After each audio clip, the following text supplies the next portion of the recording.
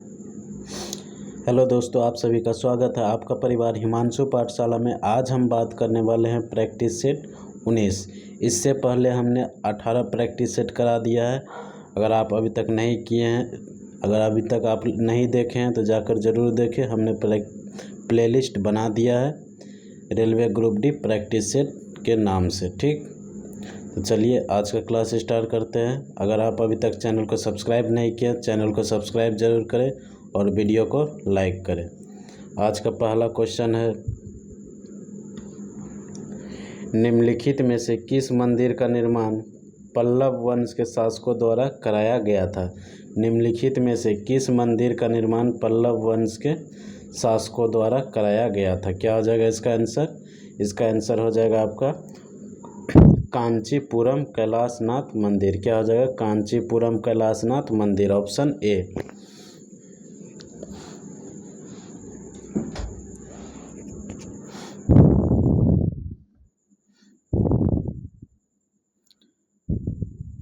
कांचीपुरम कैलाशनाथ मंदिर का निर्माण पल्लव वंश के शासक नरसिम्हवर्मन द्वितीय ने कराया था।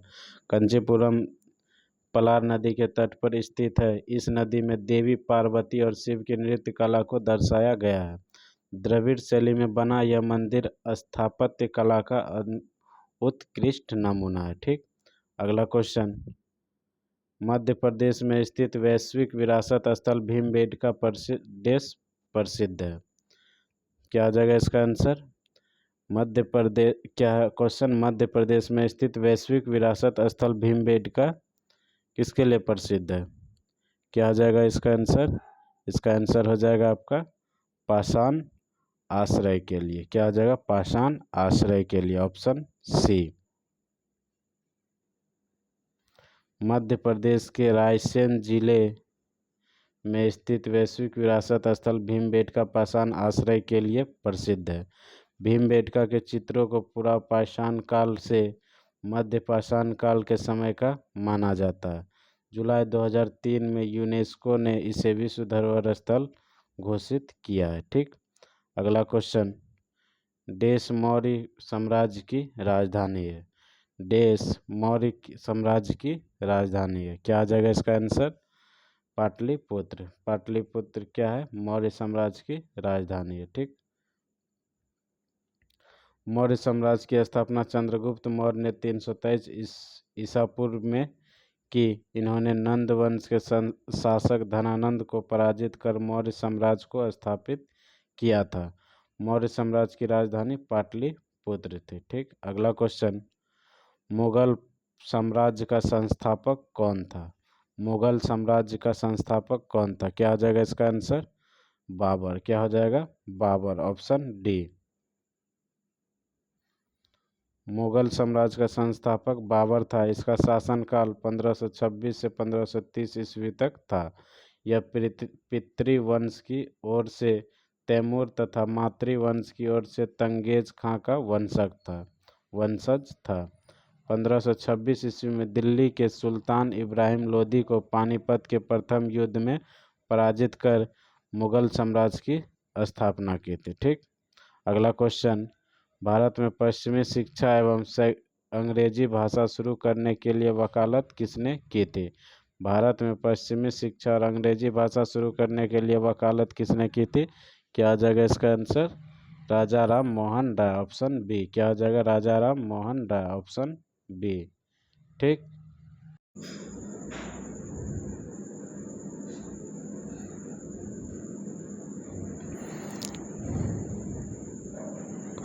भारत में पश्चिमी शिक्षा और अंग्रेजी भाषा शुरू करने की वकालत राजा राम मोहन राय ने की थी। इन्हें भारत में पूर्ण जागरण का जनक कहा जाता है। ठीक, अगला क्वेश्चन, दिसंबर 1929 में लाहौर में आयोजित कांग्रेस का वार्षिक अधिवेशन इनमें से किस वजह से महत्वपूर्ण था? क्या हो जाएगा इसका आंसर? इसका आंसर हो जाएगा आपका ऑप्शन बी, पूर्ण स्वराज के प्रति प्रतिबद्धता के कारण। पूर्ण स्वराज के प्रति प्रतिबद्धता के कारण, ऑप्शन बी। ठीक, अगला क्वेश्चन, इसका पहले कुछ पॉइंट्स देख लेते हैं। 31 दिसंबर 1929 को लाहौर अधिवेशन पूर्ण स्वराज के प्रतिबद्धता के कारण महत्वपूर्ण था। इस अधिवेशन की अध्यक्षता जवाहरलाल नेहरू ने की थी तथा 26 जनवरी को स्वतंत्रता दिवस मनाने की घोषणा की। ठीक। अगला क्वेश्चन, अप्रैल 2022 तक प्राप्त जानकारी के अनुसार भारतीय संविधान में 12 अनुसूचियों के साथ डेश अनुच्छेद हैं। अप्रैल 2022 तक प्राप्त जानकारी के अनुसार भारतीय संविधान में 12 अनुसूची के साथ कितने अनुच्छेद हैं? क्या हो जाएगा इसका आंसर? इसका आंसर हो जाएगा 448। क्या हो जाएगा? 448, ऑप्शन बी। भारतीय संविधान में 395 अनुच्छेद, 22 भाग और 8 अनुसूचियां हैं। वर्तमान में संविधान 448 अनुच्छेद, 22 भाग और 12 अनुसूचियां हैं। ठीक। अगला क्वेश्चन, राजनीतिक नेता नीतीश कुमार निम्नलिखित में से किस भारतीय राज्य से हैं? राजनीतिक नेता नीतीश कुमार निम्नलिखित में से किस भारतीय राज्य से हैं? ठीक। क्या हो जाएगा इसका आंसर? इसका आंसर हो जाएगा आपका बिहार। क्या हो जाएगा? Bihar, option C. नीतीश कुमार का जन्म 1 मार्च 1951 ईस्वी को भारत के बिहार राज्य में हुआ। यह एक भारतीय राजनीतिज्ञ हैं। वर्तमान में बिहार के मुख्यमंत्री हैं। यह जनता दल से संबंधित है। ठीक। अगला क्वेश्चन, भारतीय संविधान का पालन करना तथा राष्ट्रगान और राष्ट्रीय ध्वज का सम्मान करना हमारे संविधान में शामिल देश मौलिक कर्तव्य है। क्या हो जाएगा इसका आंसर? इसका आंसर हो जाएगा पहला, ऑप्शन डी। क्या हो जाएगा? पहला, ऑप्शन डी। क्या हो जाएगा? भारतीय संविधान का पालन करना तथा राष्ट्रगान और राष्ट्रीय ध्वज का सम्मान करना हमारे संविधान में शामिल पहला मौलिक कर्तव्य। ठीक। भारतीय संविधान का पालन करना तथा राष्ट्रगान और राष्ट्रीय ध्वज का सम्मान करना हमारे संविधान में पहला मौलिक कर्तव्य। मौलिक कर्तव्य का विचार रूस के संविधान से प्रेरित है। इन्हें 42वें संविधान संशोधन अधिनियम 1976 द्वारा स्वर्ण सिंह समिति की सिफारिश पर संविधान के भाग 4(1) में अनुच्छेद 51(a) में शामिल किया गया था। ठीक। अगला क्वेश्चन, निम्न में से किसका संबंध भारतीय संविधान के 73वें संशोधन से है? निम्नलिखित में से किसका संबंध भारतीय संविधान के 73वें संशोधन से है? क्या हो जाएगा इसका आंसर? इसका आंसर हो जाएगा आपका पंचायतों से। किससे? पंचायतों से, ऑप्शन डी। पंचायतों का संबंध भारतीय संविधान के 73वें संशोधन से है। 73वां संविधान संशोधन अधिनियम 1992 तत्कालिक प्रधानमंत्री PV नरसिम्हा राव के कार्यकाल में प्रभावी हुआ। ठीक। अगला क्वेश्चन, संविधान के भाग देश में निहित अनुच्छेद 12 से 35 मौलिक अधिकारों से संबंधित है। क्या हो जाएगा इसका आंसर? इसका आंसर हो जाएगा 3। क्या हो जाएगा? 3, ऑप्शन डी। संविधान के भाग 3 में निहित अनुच्छेद 12 से 35 मौलिक अधिकारों से संबंधित है। इसे संयुक्त राज्य अमेरिका के संविधान से लिया गया है। मूल संविधान में 7 मौलिक अधिकार थे।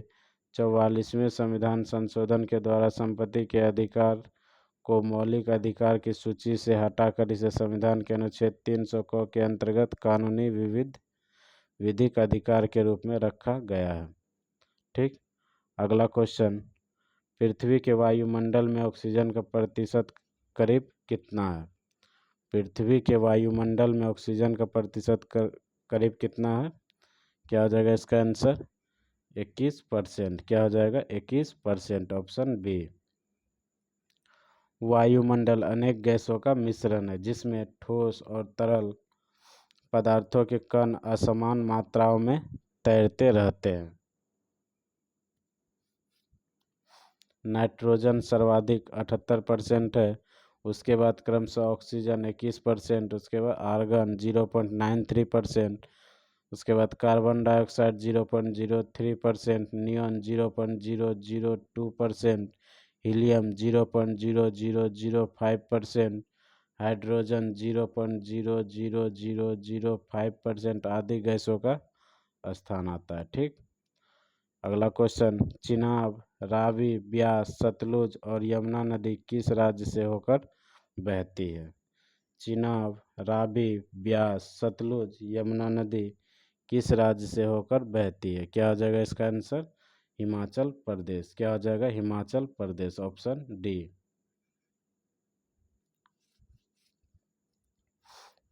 चिनाब, रावी, व्यास, सतलज और यमुना नदी हिमाचल प्रदेश से होकर बहती है।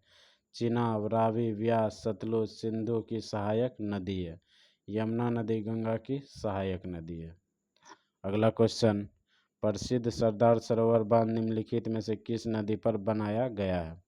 प्रसिद्ध सरदार सरोवर बांध निम्नलिखित में से किस नदी पर बनाया गया है? क्या हो जाएगा इसका आंसर? इसका आंसर हो जाएगा आपका नर्मदा। क्या हो जाएगा? नर्मदा नदी पर, ऑप्शन बी।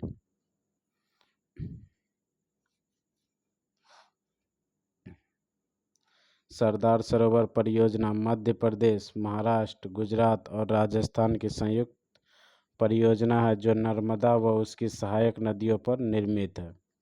सरदार सरोवर बांध का निर्माण नर्मदा नदी पर गुजरात में किया गया है। ठीक, अगला क्वेश्चन, काली क्रांति देश के उत्पादन से संबंधित है। काली क्रांति देश के उत्पादन से संबंधित है। क्या हो जाएगा इसका आंसर? पेट्रोलियम से। क्या हो जाएगा? पेट्रोलियम से, ऑप्शन सी।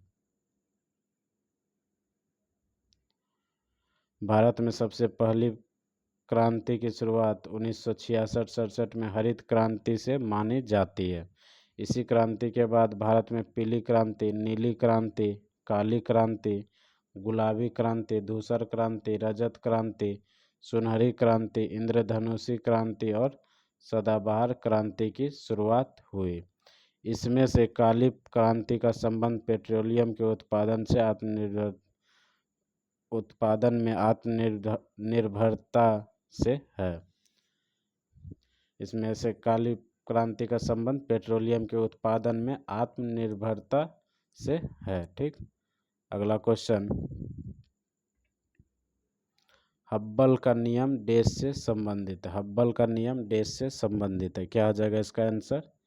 खगोलिकी से। किससे? खगोलिकी से, ऑप्शन सी। हब्बल का नियम खगोलिकी से संबंधित है। जब कोई मंदाकिनी हमसे जितनी दूर होती है उतनी ही वह अधिक तेजी से दूर हटती दिखाई पड़ती है। इस प्रकार मंदाकिनी का वेग उसकी दूरी के समानुपाती होता है। इसे हब्बल का नियम भी कहते हैं। हब्बल के नियम के अनुसार ब्रह्मांड की उम्र 15 × 10⁹ वर्ष आंकी गई है।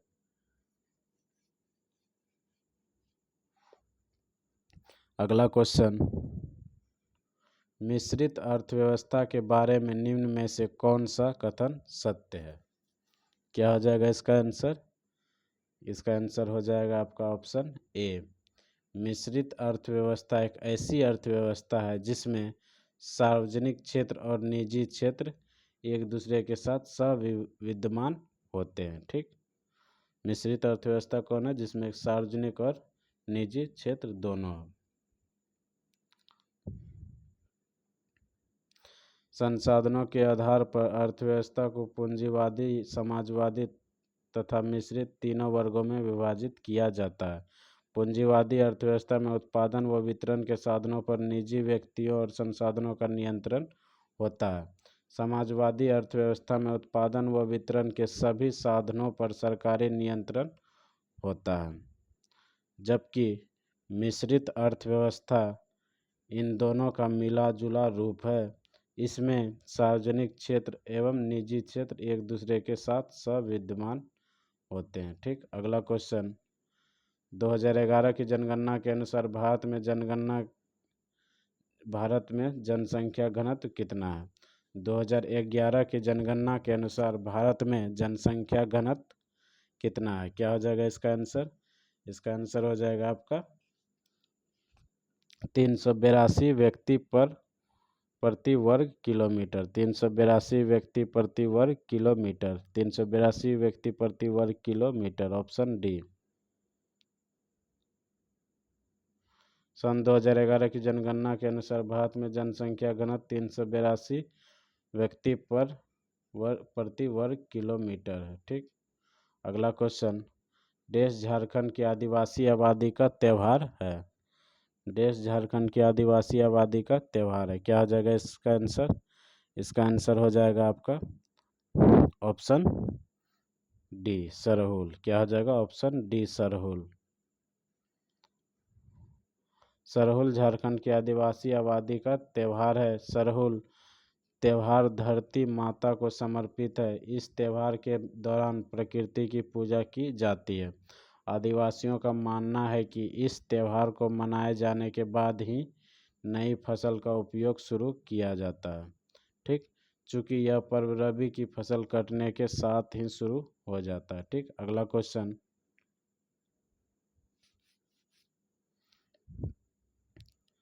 विश्व गौरैया दिवस प्रतिवर्ष 20 मार्च को मनाया जाता है।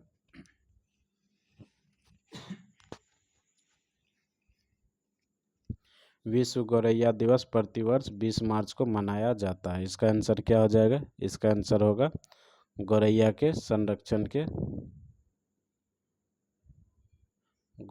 संरक्षण हेतु जागरूकता बढ़ाने के लिए। क्या हो जाएगा? गौरैया के संरक्षण हेतु जागरूकता बढ़ाने के लिए। Option C. विश्व गौरैया दिवस 20 मार्च को गौरैया के संरक्षण हेतु जागरूकता बढ़ाने के लिए मनाया जाता है। गौरैया पारिस्थितिकी तंत्र में जैव विविधता और पौधों की वृद्धि के लिए महत्वपूर्ण है। ठीक। अगला क्वेश्चन, भारत में भौतिक विज्ञान के लिए प्रथम नोबेल पुरस्कार किसने प्राप्त किया? भारत में भौतिक विज्ञान के लिए प्रथम नोबेल पुरस्कार किसने प्राप्त किया? क्या हो जाएगा इसका आंसर? इसका आंसर हो जाएगा आपका डॉक्टर सीवी रमन। क्या हो जाएगा? Doctor CV Raman. Option A. Doctor CV Raman भारतीय भौतिक शास्त्री थे। प्रकाश के प्रकीर्णन का उत्कृष्ट कार्य के लिए वर्ष 1930 में उन्हें भौतिकी का प्रतिष्ठित नोबेल पुरस्कार दिया गया था। ठीक। अगला क्वेश्चन, कौन सा यूएन संगठन अवैध तस्करी और नशीली दवाओं के दुरुपयोग के लिए से संबंधित है? कौन सा यूएन संगठन अवैध तस्करी और नशीली दवाओं के दुरुपयोग से संबंधित है? क्या हो जाएगा इसका आंसर? इसका आंसर हो जाएगा आपका UNODC। क्या हो जाएगा? UNODC। Option B. संयुक्त राष्ट्र ड्रग और अपराध कार्यालय यानी कि United Nation office and drugs and crime UNODC, इसकी स्थापना वर्ष 1997 में United Nation international drug control programme और संयुक्त राष्ट्र अपराध निवारण और आपराधिक न्याय विभाग के संयोजन द्वारा की गई थी। वर्ष 2002 में इसका नाम बदलकर संयुक्त राष्ट्र और अपराध कार्यालय किया गया। इसका मुख्यालय वियना में है। इसका मुख्यालय कहाँ है? वियना में। ठीक। अगला क्वेश्चन, भारत ने पहली बार ओलंपिक खेलों में किस वर्ष भाग लिया था? भारत ने पहली बार ओलंपिक खेलों में किस वर्ष भाग लिया था? क्या हो जाएगा इसका आंसर? 1900 में। क्या हो जाएगा? 1900 में। Option A. आधुनिक ओलंपिक खेल प्रतियोगिता का प्रारंभ 1896 ईस्वी में फ्रांस के बेरोन पियरे डी कोबार्टिन के प्रयासों से यूनान के एथेंस शहर में हुआ। इसका आयोजन प्रत्येक 4 वर्ष के अंतराल पर किया जाता है। भारत पहली बार ओलंपिक में वर्ष 1900 में शामिल हुआ, जो पेरिस में आयोजित हुआ था।